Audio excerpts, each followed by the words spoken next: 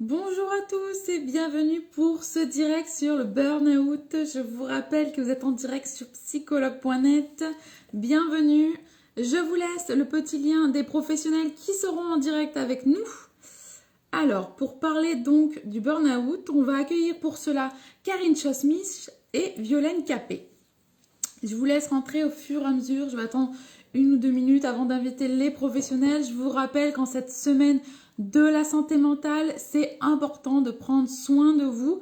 On vous le rappelle, je pense, au quotidien dans nos directs. Aujourd'hui encore, pour faire face au burn-out, justement. Bienvenue à tous.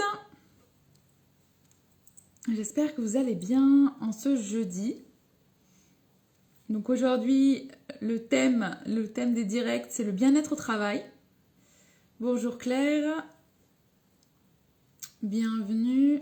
Donc je vous rappelle que vous êtes en direct sur psychologue.net. Je suis Charlotte Ferrari, la community manager de psychologue.net et je donne la parole aux professionnels sur le burn-out. Alors pour cela, on va accueillir Karine Chosmich, Ikigai, qui est Violaine Capet. On est parti. Voilà. On a invité les deux professionnels et on va accueillir donc Karine Chosmich et Violaine Capet. Alors, est-ce qu'on a tout le monde? Super. Super. Alors, est-ce que vous m'entendez et me voyez bien? Oui. Oui. D'accord. Je vais faire attention parce qu'on m'avait déjà dit que parfois le son, quand on est à 3, il est moins bon. Donc, je vais rester attentive aux utilisateurs et utilisatrices. Donc, bienvenue et merci d'avoir accepté de faire ce direct avec nous sur psychologue.net. Merci Karine et merci Violaine. Aujourd'hui… Alors, je vois pas Violaine, par contre. Ah, je la vois pas. T'as un écran… moi, je vous vois. T'as un écran noir, c'est ça? Oui. D'accord, étrange. Ok. Bon. Je te vois toi, je me vois moi, mais je la vois pas. Bon. Ah, d'accord. Alors, moi, je nous vois toutes les trois. Oui, moi aussi. Ah ouais. Je pense… Bon, tant mieux alors. Bon, désolé, malheureusement, je pense qu'on va pas complaire à tout le monde, mais bon, voilà. Je pense que les utilisateurs nous voient tous, sinon on aurait déjà eu des plaintes. Donc merci vraiment à toutes les deux d'être présentes. Aujourd'hui, on est là pour parler de burn-out, mieux vaut prévenir que guérir. Je pense qu'on est tous d'accord là-dessus. Avant d'entrer dans le sujet, je vais vous demander de vous présenter tour à tour et on va commencer par Violaine, à tout hasard. Eh bien, bonjour à tous. Pour cette thématique, je dirais que moi, j'étais la personne prototype ou la personne type qui pouvait donc vivre un burn-out, puisque j'étais assez engagée, consciencieuse, motivée. J'avais fait des grandes études, j'avais du mal à déléguer, j'étais très perfectionniste. J'avais pas assez confiance en moi, je me connaissais pas assez non plus. Je pense que je vivais beaucoup dans le regard des autres. Et donc, ce qui est arrivé. Donc après, un long moment dans le public, puis dans le privé, en entreprise, en cabinet d'avocat. Bon, là, c'est vraiment en plus cabinet d'avocat. C'est, je pense que voilà, c'est très burn-outivore. Voilà. Eh bien, j'ai fait mon burn-out. Donc, j'ai travaillé sur moi, je me suis formée, et puis j'ai créé une méthode pour accompagner des personnes qui avaient les mêmes problématiques que moi pour essayer essayer de se reconstruire plutôt, et vivre une vie professionnelle plus épanouie et équilibrée. D'accord. Voilà. Merci Violaine. Karine, est-ce que tu peux te présenter? Alors, moi, je suis psychothérapeute, humaniste et transpersonnelle. Ma vision de la psychothérapie, c'est je prends la personne dans toutes ses dimensions. Et donc, quand je parle du burn-out, je vais parler du burn-out à partir de la globalité de la personne. D'accord. J'en dirai un peu plus par la suite, mais voilà, c'est essentiellement ce qui m'intéresse. C'est pas seulement la problématique, c'est toute la personne. C'est ce qui vient d'être dit. On a un caractère engagé, perfectionniste, etc. Bon, c'est tout ça qui m'intéresse et les besoins. D'accord. Je m'appuie beaucoup sur la pyramide de Maslow ou d'autres tableaux. D'accord, merci Karine. Alors, allons directement dans le vif du sujet, le burn-out. Alors justement, qu'est-ce qu'un burn-out et quels sont les signes du burn-out? Karine, je vais te laisser commencer. Alors déjà, c'est plus de jus. On n'a plus de jus, on peut plus. On se réveille le matin et on est dans une incapacité à se lever pour aller travailler.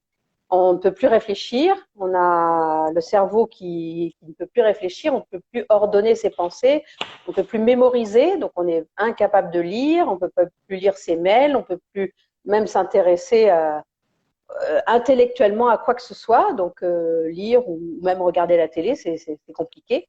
On est extrêmement fatigué souvent c'est parce qu'on n'a pas vu venir en fait, on n'a pas su reconnaître sa fatigue, son surmenage intellectuel et physique. D'accord. On n'a pas su le voir. Donc voilà, c'est ça le burn-out, c'est qu'on ne peut plus. On ne peut plus. D'accord. Violaine, est-ce que tu aurais quelque chose à ajouter qui te semble important? Oui, je souscris à tout ce qui vient d'être dit aussi. Ce qui est simple, enfin, ce qui est difficile à comprendre souvent, c'est qu'en fait, c'est la résultante d'un état de stress immense, extrême, qui se traduit par un épuisement. Donc du coup, enfin, les deux sont pas toujours. Donc la conséquence, c'est effectivement un épuisement. Et je suis d'accord sur le fait que c'est à la fois physique, émotionnel, mental. À la fois, on n'arrive plus à se concentrer, on n'arrive plus à dormir, on est irritable, on est parfois il y a des signes même de dépersonnalisation. Enfin, voilà, on est vraiment pas comme d'habitude. Et puis ça devient de plus en plus fort. Et je dirais, moi, je parle beaucoup du burn-out. Après, c'est mon expérience, hein, mais comme une lutte contre soi-même. Vraiment comme une lutte effrénée contre soi-même, absolument épuisante. Parce que ça vient puiser dans nos ressources aussi. Donc oui, voilà, c'est une lutte contre soi-même, contre le temps, et puis contre les apparences aussi. D'accord. Si on me découvre, si on voit que je suis vulnérable, si tout ce que j'ai mis en place pour que ça ne se voit pas vient à être vu, vient à être perçu, et bien du coup je cours le risque de n'être plus rien, et donc du coup voilà, c'est une lutte presque contre le temps, contre soi-même, et presque une lutte qui peut nous mener très très loin. Alors finalement, il y a un sentiment de honte, c'est ça? Pour moi, certaines personnes peuvent être aussi, oui, comme ça. C'est pas une honte. C'est vraiment pas perçu comme ça. C'est l'idée que en fait, en état de burn-out, on n'est pas en capacité de dire que on ne peut plus affronter ce qui se passe. Que ce soit, alors il y a des situations de harcèlement qui sont particulières, mais ça peut être, on peut plus faire face au stress, on n'a plus les ressources. Sauf que c'est souvent des personnes à qui on a dit, quand on veut, on peut. Allez, voilà, c'est des personnes qui, par définition, ne s'écoutent pas. Et donc voilà, il y a vraiment un enjeu très très fort entre soi et les autres. On vit aussi beaucoup dans le regard des autres. D'accord. Alors, il y a aussi un quiproquo qui se fait souvent, c'est la dépression et le burn-out, finalement. Quelle est la différence entre la dépression et le burn-out? Violaine, je vais te laisser commencer cette fois. Je dirais que il y a, pour moi, un burn-out peut finir par une forme de dépression. Mais comme je l'expliquais avant, comme moi j'envisage, et les personnes que je reçois me parlent de cette lutte contre elles-mêmes quand elles deviennent enfin lucides sur ce qui s'est passé. Je dirais que dans le déclenchement, c'est pas du tout la même chose. C'est-à-dire que dans une dépression, on va dire qu'il y a un ensemble diffus qui ne fonctionne plus depuis longtemps. On est dans quelque chose qui glisse inexorablement, lentement, et puis qui s'approfondit. Dans un burn-out, je dirais qu'on a un facteur déclenchant qui est beaucoup plus fort, puisqu'il y a une lutte contre soi-même, il y a une forme de craquage, on se prend un mur, ou alors on est paralysé le matin, on n'arrive plus à se lever, mais il y a quelque chose de beaucoup plus fort puisqu'on a lutté très fort. Donc du coup, la résultante est aussi souvent très forte, ou ça peut être le déclenchement d'une maladie auto-immune, ce qui est aussi quelque chose de très fort. La manière d'y faire face est aussi complètement différente. D'un côté, on lutte, de l'autre côté, on se laisse glisser. D'un côté, on a un rapport au temps, on n'en a jamais assez quand on est en burn-out, donc on essaye de le compenser comme on peut, alors qu'en dépression, on n'a plus de rapport au temps. Finalement, on est carrément, oui, on flotte en fait.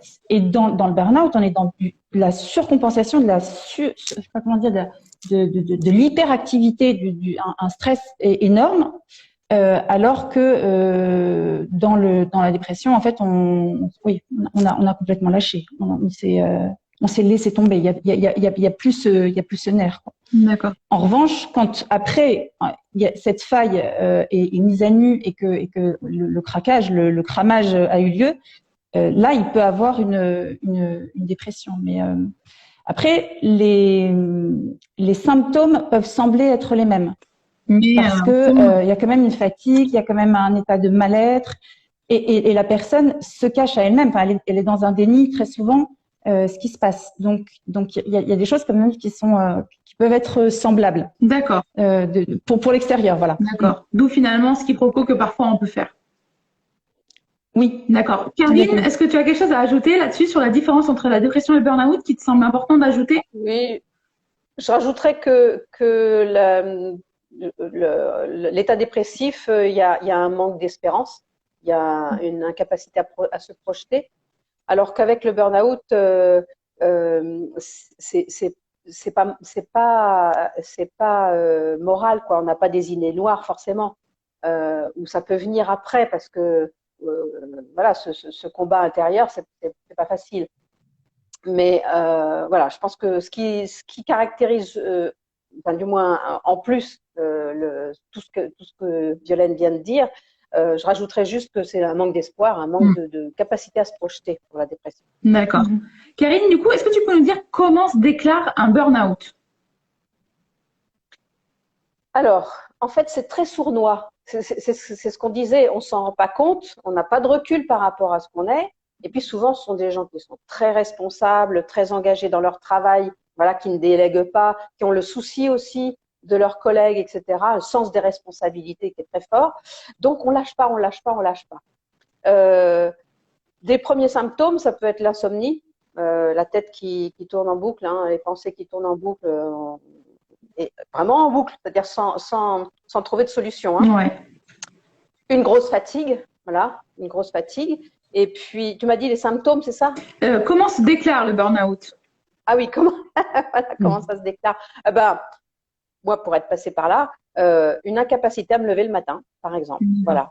Et puis, je pourrais dire aussi que tout d'un coup, il y a quelque chose qui se passe, c'est qu'il y a un détachement. Pour ces personnes qui étaient vraiment très engagées, qui avaient le sens des responsabilités, justement, qui ne délèguent pas, etc., tout d'un coup, tout ça, ça a moins d'importance. Il y a comme un espèce de détachement. C'est plus la priorité. Voilà, c'est comme si on était un peu sur un nuage parce qu'on n'arrive plus à penser, on n'arrive plus à réfléchir, voilà, c'est ça. Le cerveau se déconnecte finalement. Ah ouais, vraiment. D'accord. Ouais. Violaine, est-ce que tu as besoin d'énormément de repos, besoin de dormir énormément. Violaine, toi aussi qui l'as vécu finalement, comment s'est déclaré ce burn-out? Est-ce que tu peux nous en dire plus? Alors oui, c'est violent. Alors pas forcément violent physiquement, mais violent dans le fait qu'à un moment on se dit bah non, en fait c'est plus possible. C'est-à-dire qu'on a lutté. Ouais. Voilà, c'est ça. C'est un on-off, c'est cramé d'un seul coup. C'est tout ce qui était possible avant, enfin, dont on se persuadait que c'était possible, ben ne l'est plus. Et c'est vraiment l'idée d'un mur, de quelque chose qui est inéluctable. On s'est fait croire, on a voulu croire, on s'est perçu comme, et à un moment, il y a quelque chose d'inéluctable, et parce que ça ne peut pas être autrement. Pour quelqu'un qui glisse dans un burn-out, ça peut pas être autrement. C'est forcément violent, parce que généralement, il n'a pas voulu entendre. Il y a quelque chose de cet ordre-là. Donc après, quand on le prend, c'est une incompréhension aussi totale. Alors c'est soit le corps qui dit complètement stop, soit la tête, mais en tout cas il y a quelqu'un qui dit stop dans notre écologie environnementale, voilà, humaine qui vient s'arrêter. Donc il y a un phénomène du coup d'incompréhension, d'échec très fort aussi. Ça c'est une forme de violence, hein, de masque qui tombe, de coming out qui est absolument pas maîtrisé parce que voilà, c'est. J'imagine qu'en plus pour des personnes perfectionnistes, l'échec est d'autant plus dur à encaisser. Ouais. Ça va être un long travail. On a le nez dans le guidon, donc on n'a pas de recul. Et en fait, c'est ça, c'est qu'on ne voit pas venir. C'est pour ça que je dis on-off, parce qu'effectivement, c'est d'un coup. D'accord. Parce que finalement, on pense qu'on peut encore, et non, un jour, le cerveau… Même si l'entourage dit, tu sais, tu m'inquiètes un peu, tu devrais te reposer. Non, on va le faire. Et en fait, non. On n'a pas de recul, on est dedans. Et peut-être écouter l'entourage qui commence à s'inquiéter en disant, tu sais, peut-être ça peut être un des signes qui peut nous permettre, enfin permettre à la personne qui a le burn-out, qui est en train de le déclarer, que là, il y a des petits signes quand même à reconnaître. D'accord. Alors finalement, c'est vrai qu'on parle de burn-out, mais alors est-ce qu'on peut en guérir et comment se guérir, Violaine? Bien sûr. Et pour même pour un certain nombre de personnes, c'est un cadeau mal emballé. J'aime bien le répéter, c'est-à-dire que effectivement, on a vécu dans l'illusion d'une superpuissance. On a vécu dans les yeux des autres qui projetaient des choses sur nous. Du coup, nous, on a fait siennes aussi toutes ces idées que quand on veut, on peut, qu'il faut être performant, que c'est comme ça que le monde fonctionne, parce que sinon tout va s'écrouler et on va se finir caissière au supermarché, qui a pas entendu ça dans son enfance. Ou voilà. Je n'ai absolument rien contre. On est bien d'accord. Quand je dis des éléments de stress qui font que voilà, tout à coup, on vit une vie. Finalement, est-ce que c'est notre vie? On ne sait pas. En fait, on est parti là-dedans. On s'est imaginé que c'était comme ça qu'on réussissait notre vie, et puis tout à coup, donc il y a ce mur qu'on se prend, et quand on accepte sa vulnérabilité, quand on accepte aussi de faire une pause. Alors ça, c'est essentiel. Sans pause, on n'y arrive pas. Ouais. Parce que d'accord, c'est vraiment suspendre ce temps qui nous a manqué pour avoir du discernement, pour comprendre ce qui se passe en nous et ce qui s'est passé. Et puis accepter cette vulnérabilité qui est en fait une force, une merveilleuse alliée pour vivre notre prochaine vie. Oui, tout est possible. Alors, je mettrais juste un bémol. Oui.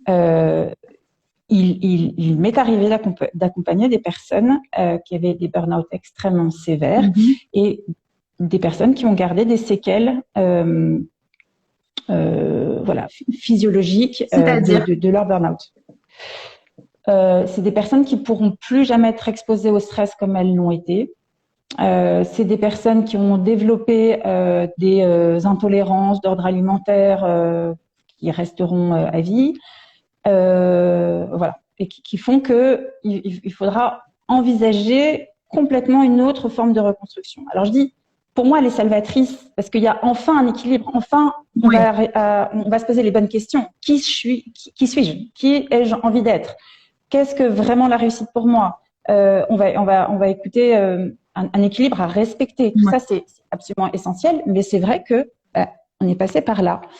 Si on ne sait pas le prendre à temps, il y a effectivement parfois une forme d'handicap qui peuvent encore être là. Alors voilà. En même temps, c'est dépassable dans le sens où c'est pas là l'essentiel non plus. Je pense que vraiment l'essentiel c'est de pouvoir réinventer sa vie, de revenir acteur de sa vie en arrêtant de se faire du mal et en attendant de jouer un rôle qui n'est pas le nôtre finalement.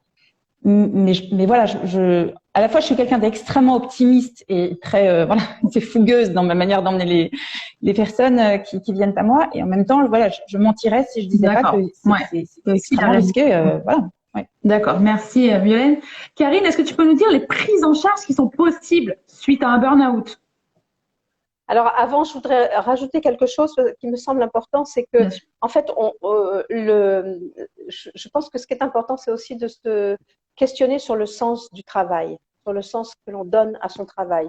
Parce qu'à partir du moment où il y a un décalage entre nos valeurs profondes et nos besoins fondamentaux, et puis le travail lui-même, c'est là où quand il y a un décalage, il y a un surmenage, il y a un stress, etc., etc. Donc, je pense que ce qui est important, c'est aussi de se questionner sur les réels motifs pour lesquels on travaille. Pas seulement les motivations, mais les motifs pour lesquels on travaille. Alors, bien sûr, on travaille, on parle souvent de travail alimentaire, bon, ça, ok. Mais on travaille aussi pour avoir de la reconnaissance, pour avoir du respect, pour se sentir utile, pour être bien dans sa peau, pour s'épanouir. Voilà, il y a tout ça. Il n'y a pas sellement pour pouvoir manger et se loger. Il y a besoin aussi d'affection, d'attention, de reconnaissance. Il y a besoin aussi de connaissances, de continuer à apprendre toute sa vie, de continuer à avoir de grandir intérieurement, intellectuellement, etc. Et puis besoin aussi de communiquer. L'être humain, c'est un être de communication, donc il a besoin d'être avec les autres, il a besoin de relationner, il a besoin de communiquer. et aussi qu'il y ait une cohérence entre son intériorité et puis le monde environnant.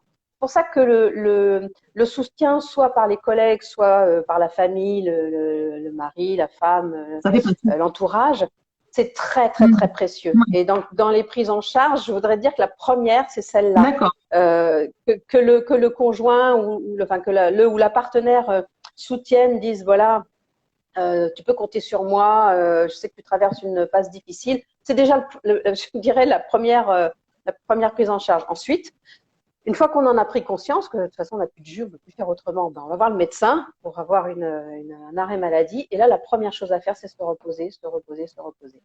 Après, c'est vrai qu'il faut justement comprendre le sens de ce qui vient de se passer, mettre du sens dans le burn-out.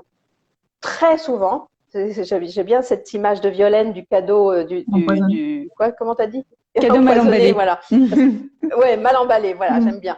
C'est pas mal. Parce qu'en fait, c'est ça. C'est-à-dire que très souvent, après un burn-out, il y a un changement de vie. En tout cas, un changement de vie professionnelle. Ça arrive, on va dire, après, je n'ai pas de pourcentage, hein. Mais bon, je suis sûre qu'il y en a plein qui se reconnaissent. Donc, oui, je pense que ça, c'est important de comprendre pourquoi, à un moment donné, ce burn-out nous fait changer de direction professionnelle. Parce que ça correspond à des besoins fondamentaux qu'on a, de cohérence avec ses valeurs profondes, de cohérence avec… Bon, on a fait un métier pendant des années parce que voilà, ça correspondait à l'énergie qu'on avait. Ouais. Et puis, on a évolué, et puis on a maturé. Et puis là, ça ne correspond plus. Donc, voilà, le burn-out, le corps, il dit stop, arrête. D'accord. C'est ça. Donc, la prise en charge, elle doit être psychologique aussi. D'accord, Karine, faire une pause. Qu'est-ce que tu entends par là? Parce que ça peut être difficile à entendre pour quelqu'un qui fait un burn-out. Alors, j'entends, oui, je suis d'accord. Mais ça veut dire quoi, faire une pause? Surtout quand ceux qui font le burn-out ont une tendance à être dans une hyperactivité. Je pense à une personne en particulier. Déjà de la patience et le repos, mais vraiment un vrai repos, c'est-à-dire dormir, peut-être pendant plusieurs semaines, voire même pendant plusieurs mois, mais se reposer, se recentrer sur soi. Surtout qu'en plus de ça, très souvent, on ne peut plus ni lire, ni regarder la télé, parce que on ne peut pas. Le cerveau ne peut pas intellectuellement. Donc, c'est du repos. Peut-être du contact avec la nature, se ressourcer, marcher, etc. Et puis, vraiment avoir un soutien. Alors, à la maison, le repos, c'est aussi ça, c'est-à-dire s'octroyer des moments cocooning, des moments conviviaux, pour pas se sentir seul, parce que c'est la grande différence avec la dépression, c'est qu'on est quand même ouvert aux autres.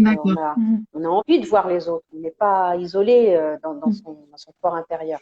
Donc, et ce qui est trompeur, c'est que dès qu'on a un tout petit peu plus d'énergie, ça y est, hop, on va faire plein de choses. Ouais. Eh ben non, on n'a pas l'énergie pour ça. D'accord. Donc, c'est…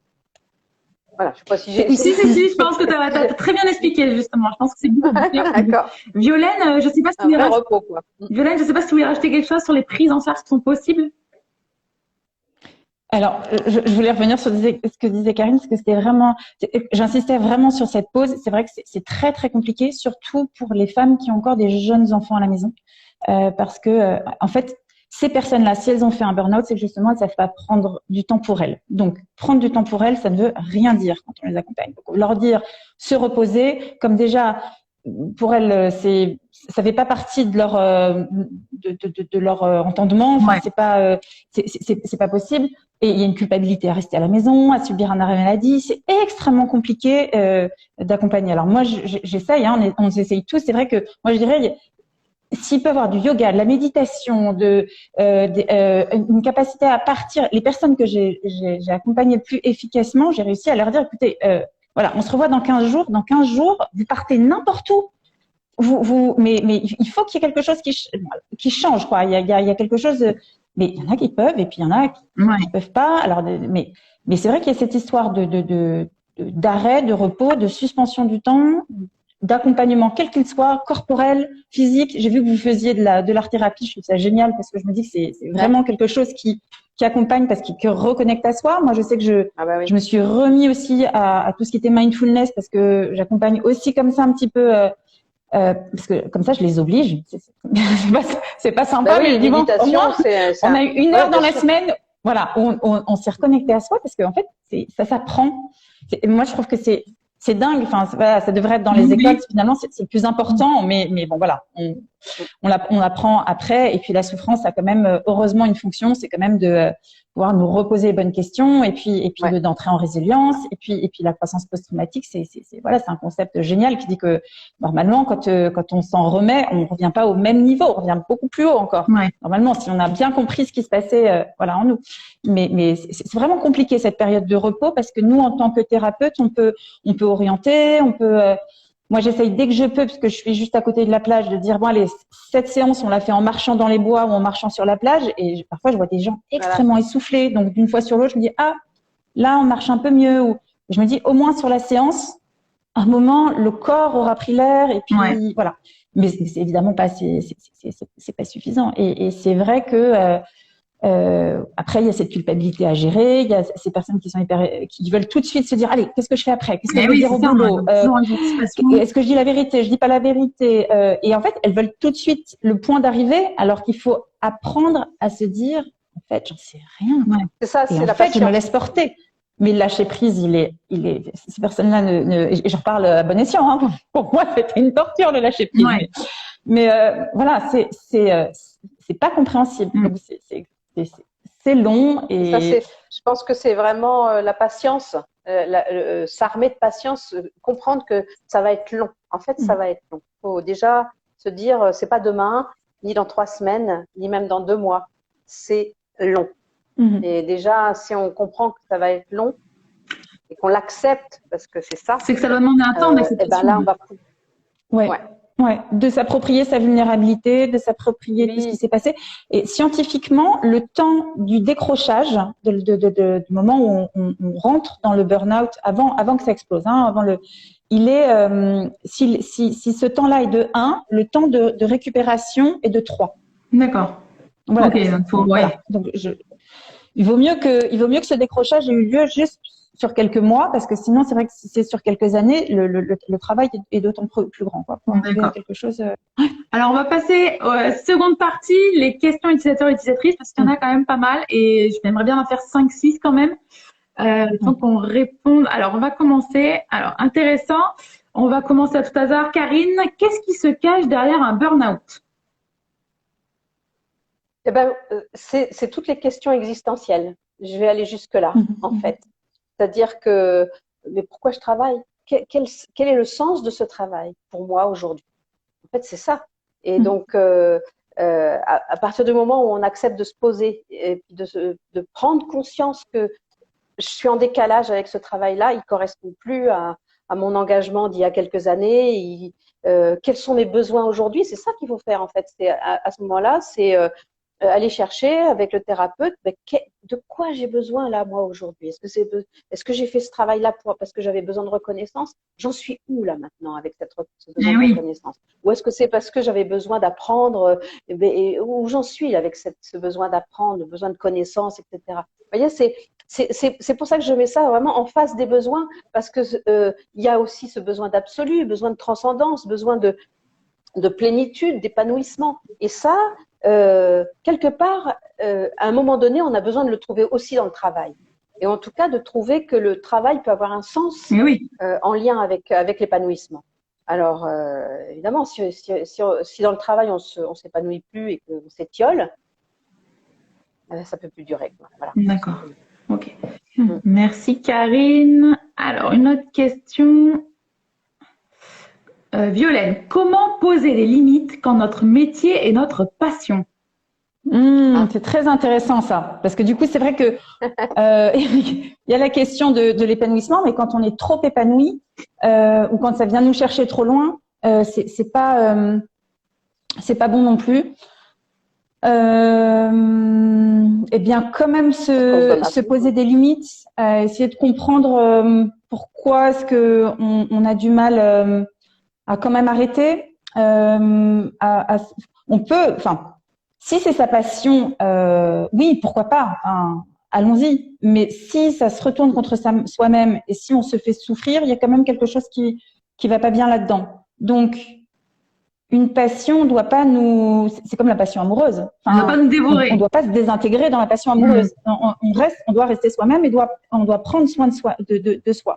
Donc c'est ce même rapport, c'est-à-dire qu'on doit pas tout donner, on doit garder son énergie aussi pour avoir un lien avec le monde, pour avoir avec ses proches, pour avoir et donc se dire que si ça va peut-être trop loin, c'est qu'il y a quelque chose il y a un déséquilibre. Le burn-out est un déséquilibre. Il y a quelque chose à aller explorer. Pourquoi c'est si intense et pourquoi on va y laisser des plumes. Il y a quand même quelque chose qui est pas si d'accord, qui peut être quand même dangereux. Merci Violaine. Alors, je n'aime plus mon travail et je suis très fatiguée. Est-ce qu'on peut parler ici de burn-out, Karine? Non, burn-out, c'est la fatigue, c'est tout ce qu'on vient de dire. Par contre, c'est très bien qu'elle puisse se poser la question, qu'est-ce qu'elle n'aime pas dans ce travail? Qu'est-ce qui ne l'épanouit plus?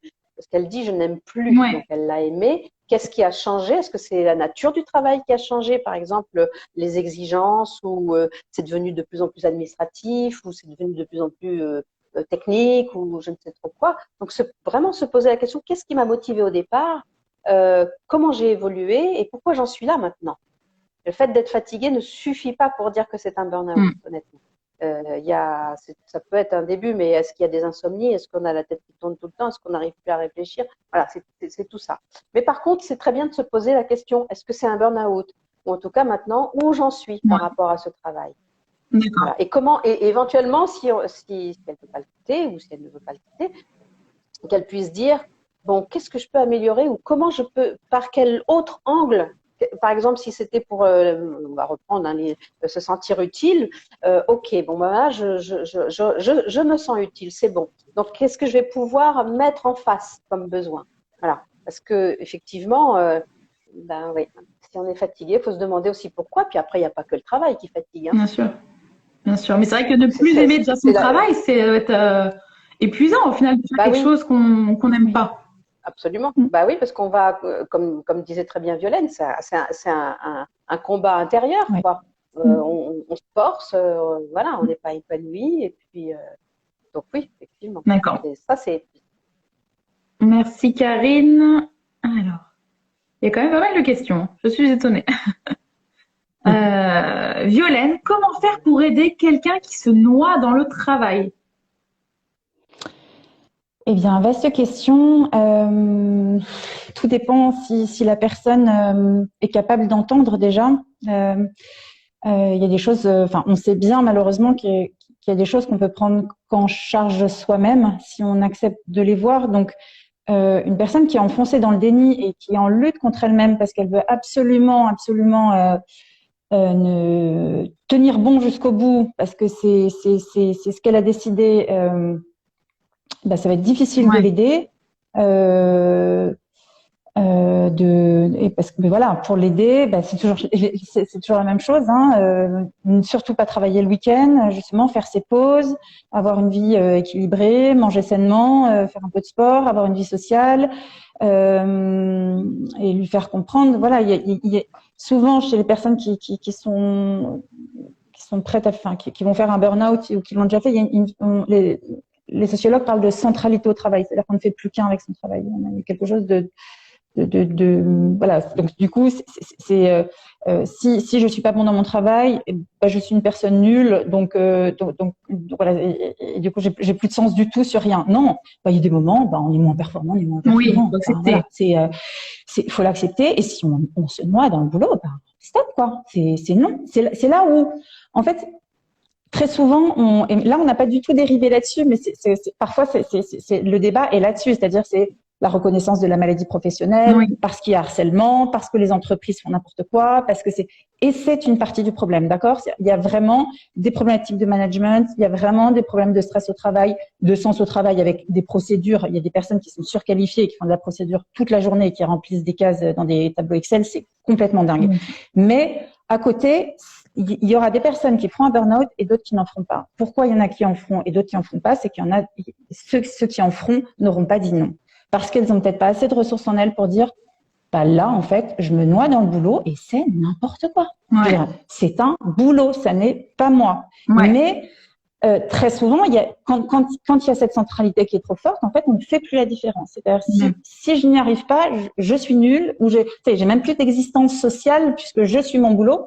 C'est un état de précarité immense, en fait, de se coller à son boulot. Bah oui. Donc, pour répondre par rapport à la question précédente, avoir une passion, avoir une famille, avoir des amis, tout ça, c'est hyper important parce que du coup, ça permet d'avoir un poids qu'on répartit équitablement. D'accord. Mais voilà, le burn-out est possible quand il y a à la fois un environnement qui est propice au stress et en même temps une personne qui ne sait pas dire non, a peut-être pas assez confiance en elle, quand on a du mal à poser des limites finalement, et qui pose pas de limites. Et il y a un moment, et c'est vrai que et là, il y a une vraie question aussi en termes d'éducation. C'est pour ça que je parlais à la fois de l'éducation nationale, mais aussi de quand on dit je ne peux plus ou c'est trop, c'est pas un échec, c'est pas qu'on est mauvais, c'est juste qu'on a pris conscience que ça n'était pas possible. Ouais. Et la personne qui va faire un burn-out va se persuader que c'est quand même possible parce qu'elle a perdu le jugement, parce qu'elle a quand même un peu honte de dire que c'est pas possible, etc. Donc il faut tirer la sonnette d'alarme. Et si ça se passe sur voilà, donc les collègues ont un vrai rôle. Si tant est que la personne veut bien l'écouter aussi. Après, il y a tout ce qui est les syndicats, les RH, etc. pour alerter aussi sur cette situation le plus possible en disant écoute, voilà, je m'inquiète pour toi parce que c'est compliqué. Après, voilà, la personne acceptera ou n'acceptera pas. Elle peut se sentir extrêmement jugée et au contraire se sentir sur le point d'être démasquée et du coup de encore renforcer ce lien. C'est une possibilité. Ou elle va être touchée par le fait que en fait oui, elle se sent seule depuis un moment, elle se sent débordée, elle ne sait pas déléguer, ça lui fait du bien d'avoir l'aide de quelqu'un d'extérieur. D'accord. Voilà. Donc, de toute façon, il faut essayer. D'accord. Merci Violaine. On va terminer avec une question pour Karine. Alors,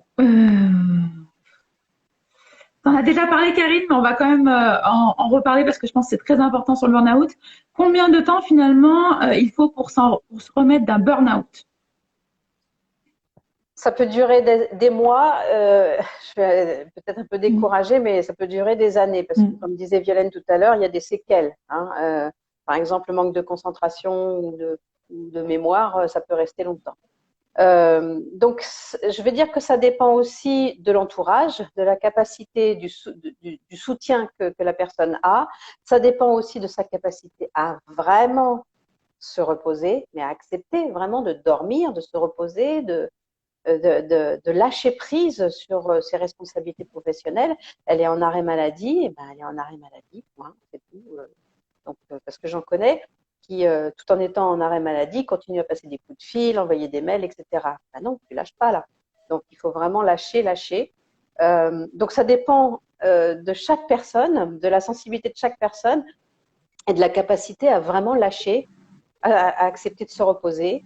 Et puis de l'entourage, de la capacité aussi à faire le travail intérieur de prise de conscience de ce qui s'est passé pour commencer à se projeter. Mais moi, je dis plusieurs mois, c'est certain. Ah oui, c'est mieux de pouvoir se dire ça plutôt que non, mais moi, 2 mois, c'est bon. Non, c'est pas vrai. Et si on s'illusionne en se disant dans 2 mois, je retravaille, on va retomber là-dedans et ça sera.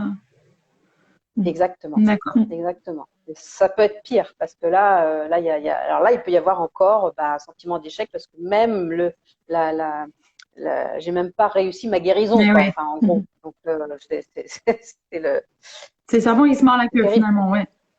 C'est ça. Et là, du coup, la dépression peut pointer son nez. D'accord. En tout cas, à l'état dépressif. Donc, bien prendre son temps et il faut être patient, bien que ça peut être très compliqué finalement face à la personnalité de la personne. Apprendre à s'occuper de... C'est ça. Et apprendre à s'occuper de soi. Parce que peut-être qu'il y a des gens qui n'ont jamais pris le temps de méditer, de marcher, d'aller dans la nature, enfin, tout ce qu'on a dit précédemment. Si c'est le moment d'apprendre. C'est le moment d'apprendre à s'occuper de soi. Alors, évidemment, quand il y a des enfants, on apprend aussi à montrer aux enfants, là, papa est fatigué ou maman est fatiguée. J'ai juste besoin que tu m'accordes du calme. Alors, vous jouez à côté. Enfin, il y a des moyens quand même de montrer. Quand on peut plus, de toute façon, les enfants, ils le savent. Oui. Ils le perçoivent tout de suite. Hein. Quand il n'y a pas d'énergie, c'est même pas la peine, quoi. Donc, D'accord. D'accord. voilà, il faut mettre en place des choses. Voilà. Il y a, excusez-moi, si je peux rajouter une petite chose, je suis complètement d'accord, mais en fait, les personnes que j'accompagne et qui ont réussi leur reconstruction post-burnout, on peut dire, elles parlent carrément de changement de logiciel. Elles en parlent comme réapprendre à vivre, en fait. D'accord. Parce que c'est pas comparable. Voilà. Je pense que Karine, voilà, on a ce même sentiment. Et il y a des études qui ont été faites sur le fait que tout le monde ne réussit pas sa reconstruction post-burnout. Il y a des personnes qui sont hyper habiles pour, en fait, voilà, s'arrêter. Elles trouvent de l'aide, elles vont parce qu'il faut aller vite. Donc, elles sont sur le fil, ça tombe un peu, hop, elles arrivent à remonter. Et en fait, toute leur vie professionnelle, elles vont recommencer comme ça jusqu'au moment où, alors là, par contre, quand on tombe, je parlais de craquage la dernière fois, où le fait de se prendre un mur, là c'est encore amplifié par toutes les années sur le, enfin, on n'a pas. Donc voilà. En fait, pour ça que vraiment considérer, c'est vraiment pas à prendre à la légère. En fait, le burn-out, c'est un vrai problème de santé réel. Et comme tu disais, Violaine, tout à l'heure, que ce soit reconnu par voilà comme maladie professionnelle, parce que c'est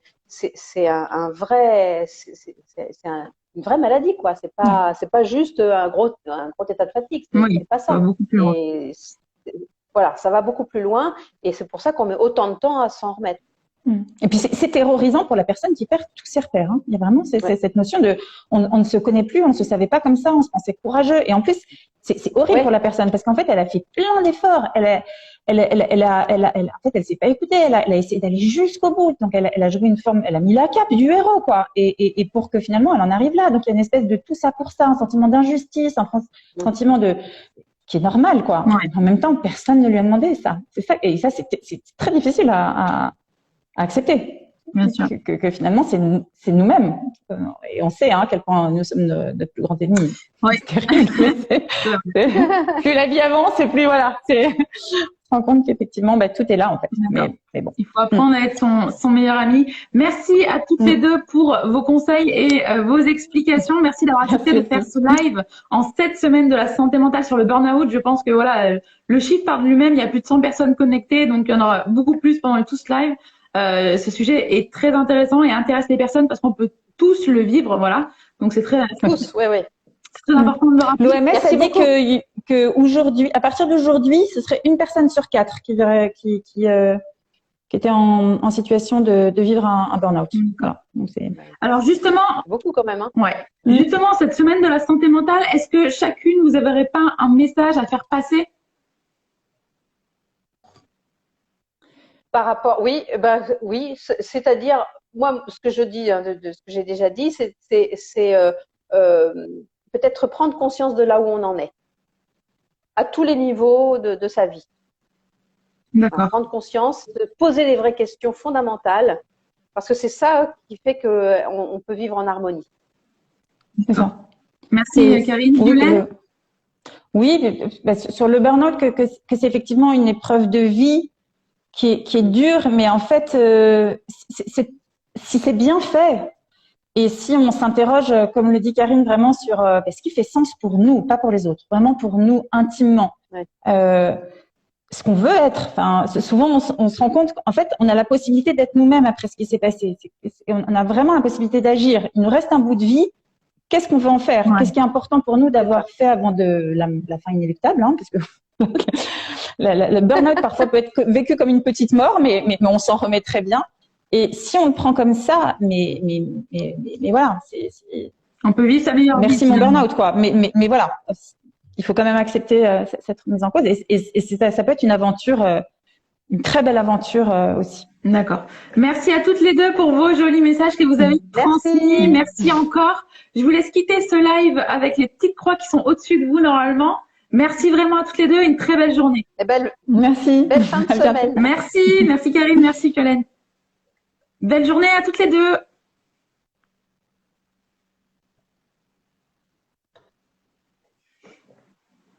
Merci à Karine Chosmich et à Violaine Capé. Merci vraiment pour votre présence et d'avoir parlé du burn-out. C'était très important pour nous en cette semaine de la santé mentale. Je vous le rappelle, les 2 petits liens des professionnels, ils sont en dessous. Bien évidemment, je peux vous les transmettre par message privé. Vous n'aurez plus après qu'à les copier-coller ou cliquer directement dessus. Cela dépend de votre moteur de recherche. Merci à tous. On se retrouve ce soir pour un autre live avec une influenceuse. À très vite. Belle journée à tous.